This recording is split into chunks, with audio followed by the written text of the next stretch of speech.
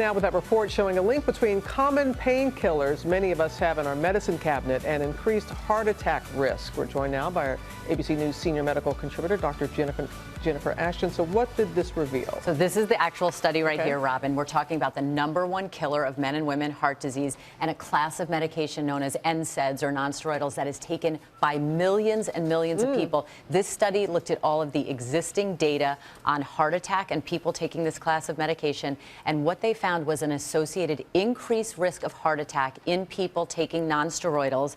That risk was said to be highest in the first month of use, and the risk seemed to be greater with increasing dose. Now, here come the qualifiers. We say it all the time because it's important. This study was based on observation. It didn't explain a mechanism or cause or effect.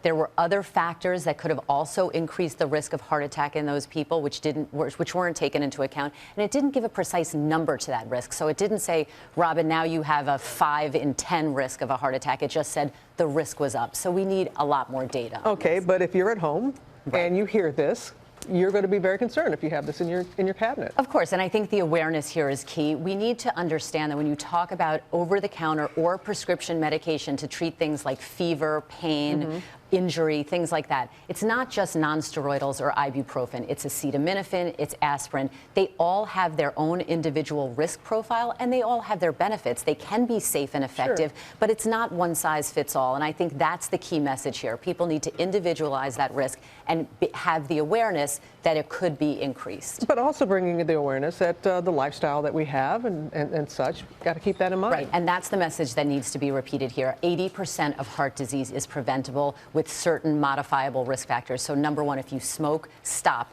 We say know your numbers. What does that mean? Blood pressure, waist circumference, your cholesterol, your diabetes risk.